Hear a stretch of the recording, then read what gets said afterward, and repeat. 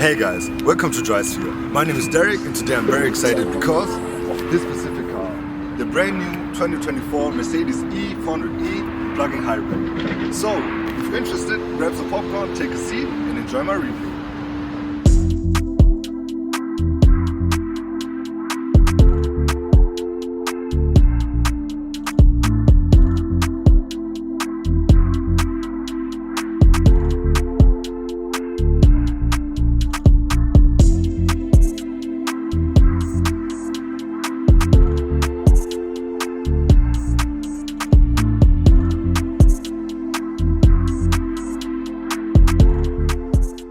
Since this is a hybrid, let's start talking about the electrified part of the car first. That is of course the engine. We have a combined system output of 381 PS and 650 Newton meters. Mercedes claims a top speed of 250 km an hour and a 0 to 100 time of 5.4 seconds. But is it really that fast? Let's find out.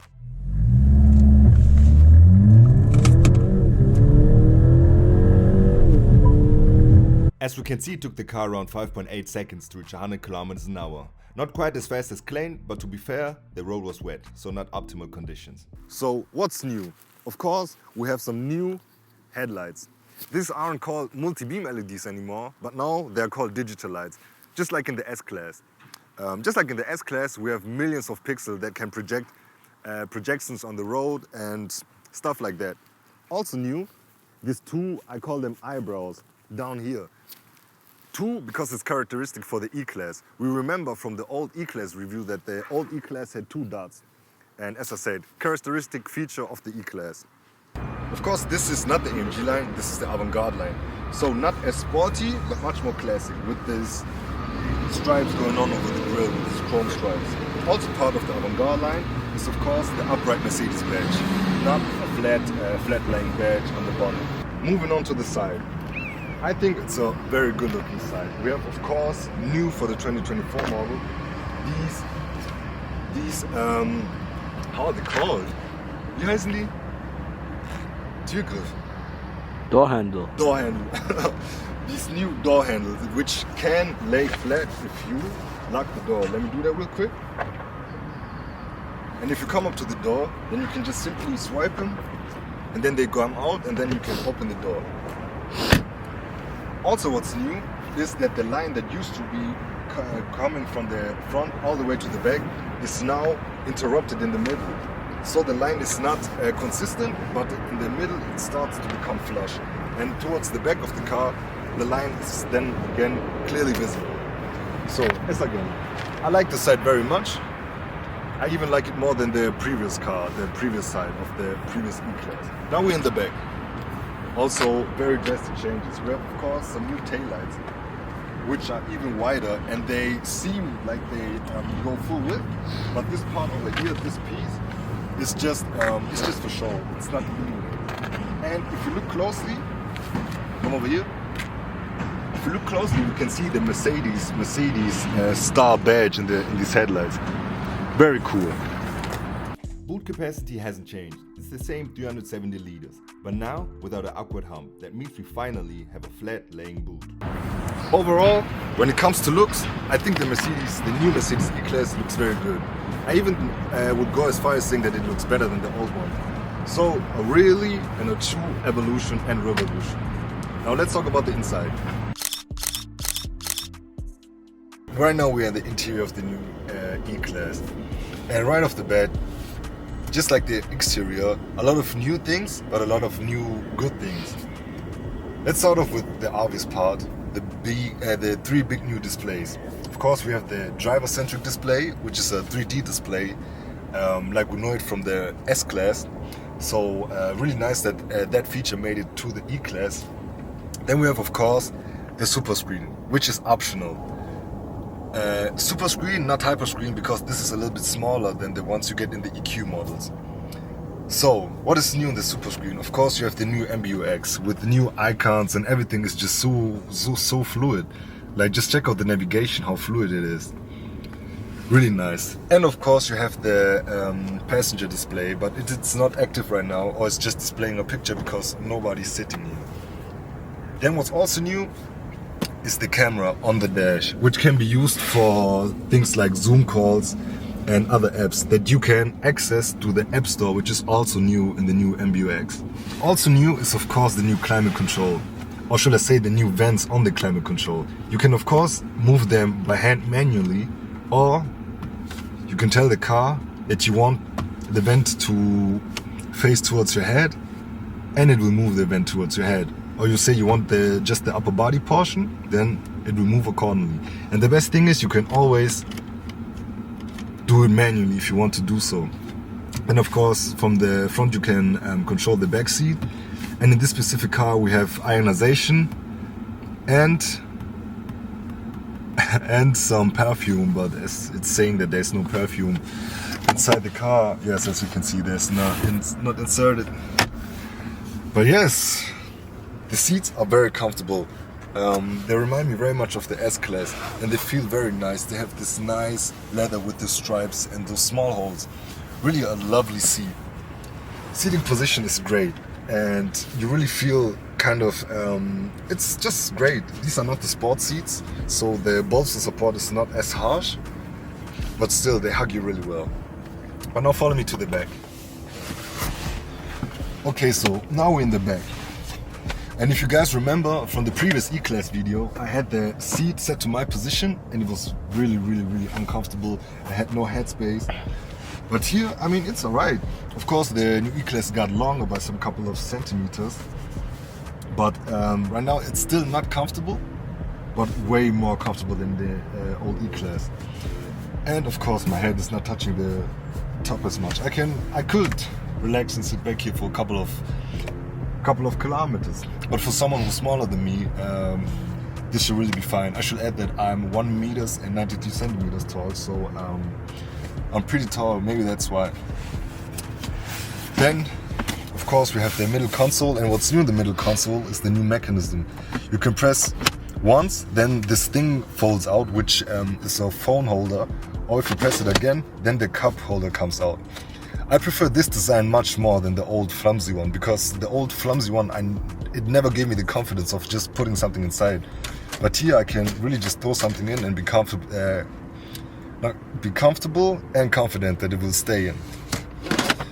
But that was it for the interior. Let's go for a drive. Okay guys, so right now we're on the road in the brand new 2024 Mercedes E-Class Plugin Hybrid.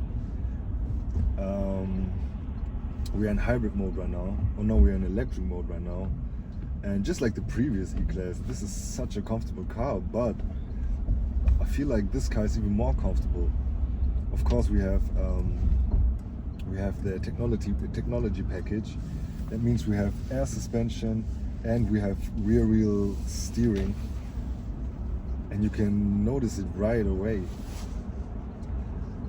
It's more comfortable. Everything feels just a little bit better rounded off, and really this car feels to me more like something like an S-Class, because it's so effortless. As I said, we're in electric mode, so of course it's also very quiet. And I just turned on the lane keep assist. And just like in the previous car, it's such a joy to drive. So right now we're on the Federal Highway, German of course Bundesstraße. And just like the previous E-Class, this is such a lovely car to be in. I mean, of course I got my lane keep assist on, I got massaging seats on. What else I got on? Now I got my heated steering wheel and heated seats on. So it's just a very comfortable car to be in, very luxurious. And I will even go as far as saying that this is a step up compared to the previous E-Class. And really this car brings the gap between E-Class and S-Class even closer. Because of course this car is longer than the previous E-Class. So you have, as I talked about it earlier, more space in the back seats. And the car just feels a little bit better planted.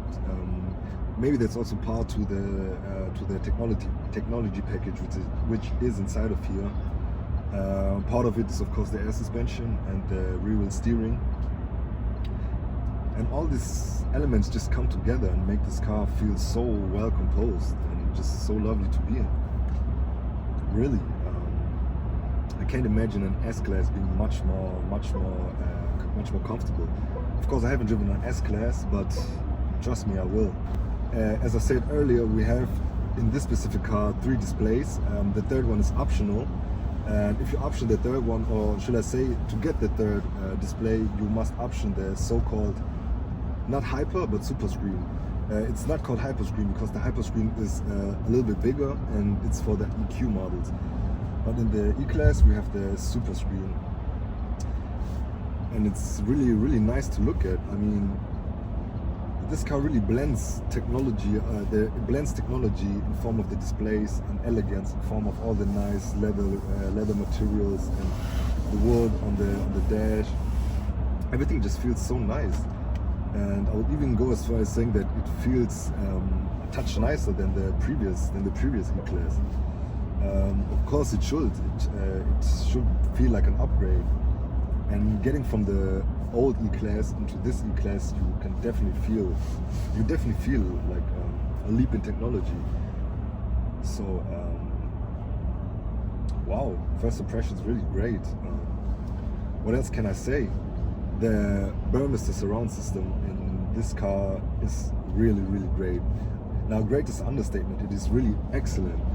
First of all, you get exciters in the front seats, just like in the previous, not in the previous E-Class, but like in the current S-Class. That means if you have a song with lots of bass, then your seats start vibrating. Unfortunately, you can't get that for the rear seats, but still nice to have. Let's talk about noises, and really there aren't any. There are no road noises or any kind of wind noises. Of course, we're not going that fast, only 80 kilometers an hour, because we're on the federal highway again, Bundesstraße.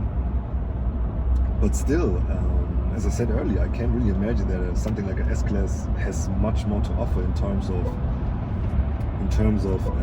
noise insulation and comfort, because this is really peak. This is really peak comfort. So what is my verdict on the new E-Class? I think it really is a step up compared to the previous E-Class. Everything that was great just became better, and to me this car really bridges the gap between an E and an S-Class. The added length is definitely noticeable, especially in the rear seats, but also in the way the car just looks and behaves. The interior is also a step up. There are so many new features that I couldn't wrap my head around all of them in the brief time we had the car. I'm sure that some of them are gimmicks, but overall the interior feels very functional. I would suggest to anyone to just go ahead and get the car if they have the money necessary. And that brings me on to the price. As of today, the E400 Plugin Hybrid that we tested starts at around 82,000 euros. That's a very hefty price, considering that if you start to add options, you can easily get into the 6-figure regime. But honestly, you're getting a lot of car, and like I just said, just go ahead and get the car if you have the money necessary. But if you don't, I would suggest to you to get the facelift of the previous E-Class for less than half of the price.